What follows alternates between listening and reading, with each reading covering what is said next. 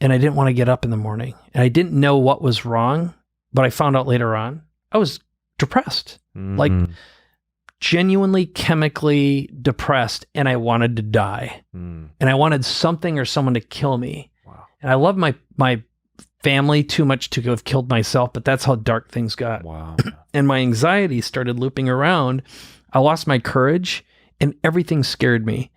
And I felt like I was going to die all the time. Were you having a lot of panic? Like, borderline panic? Yeah. Not just borderline. I was like, I couldn't breathe. I was like, yeah. I couldn't get a full breath. And I'd wake up and I started taking, what are those sleeping pills called? The main one? Yeah. Ambien? Yeah. So I started taking that and I'd like take a quarter and then I was taking a half and then I was taking a whole one and I was taking 2 and then 2.5 and I was still waking up 3 in the morning and I was like, oh my God, this is level 10 out of 10.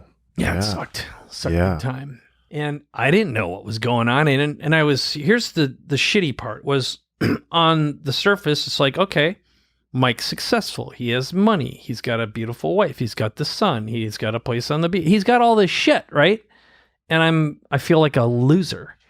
And I feel like I am, if something happens, and at the time too, the money number I had in my head is I was stuck on the hamster wheel of events, 4 events a year, all this expense, big team, burning hundreds of thousands of dollars a month and overhead and everything else. And I'm looking at what my net worth is. And then if I had to shut everything down, I'd have to write out a check for $1.5 million to escape from it. Not to mention the illusion I had in my head was my reputation. Are people going to trust me? And it's like, what's wrong? Or abandonment issues, all sorts of shit starts running through my head. And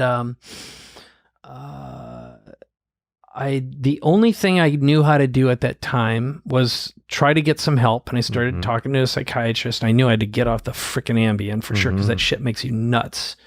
And it's evil. And then I said, I've got to control my body and then my brain and figure out how to get some sleep. So fortunately, I know a lot of functional medical docs, a lot of healers, a lot of energetic people. And I started just asking for help and getting some support. And, if I wouldn't have, I would have definitely wound up dead somehow. What do you think was really going on at that time? Was it because you felt like a slave to everything around you and the pressure of holding it up? It was that. And I think on a deeper level, it's a classic dark night of the soul. It is, I think God told me, you've outgrown who you are, what you do, why you do it, who you do it for, and you're gonna wake up, and from your unconscious dream, and it'll be too late. And I think all of us go through that moment. There isn't just one matrix. It's sort of like there are multiple awakenings one must go through in order to fulfill your destiny. I hate that, because you would think you go through it once, it's painful enough, it's going through hell. You're in darkness. Okay, I got it. Thank you, God. Thank you, universe. I got it. And then all of a sudden, do you believe that these things arrive over and over to continuously align us toward who we really are? Yeah. I'll tell you something very profound happened to me a couple days ago. I got introduced to an exceptionally enlightened individual who he was telling me his purpose in life. And he said, and he's done an enormous amount of work, plant medicine, et cetera, for 30 years. Interesting healer. And he said, in my darkest time and when I was awakened,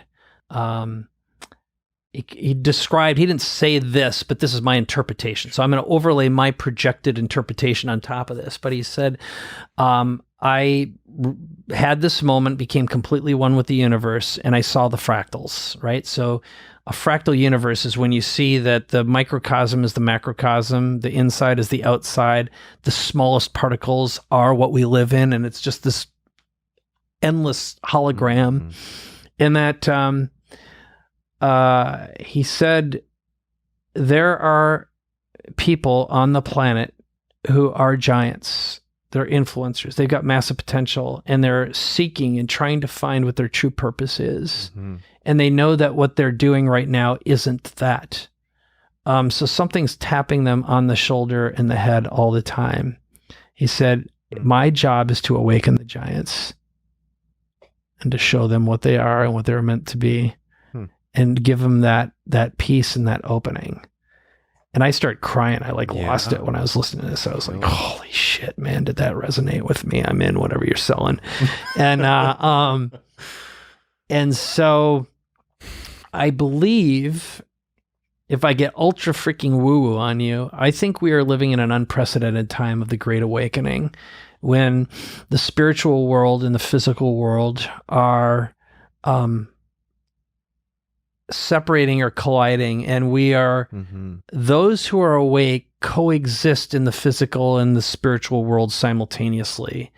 And if you've had any expansive spiritual moments, whether it's been with plant medicine or without, and done your work and done the meditation, you realize that we are sharing, Carl Sagan said it, we are star particles, stardust, living on starlight. Everything is everything, all at once, forever, all at the same time, always has been, always will be. And thoughts are objects, words are objects, and we are manifestors. And the universe is this constantly evolving, completely conscious, connected organism.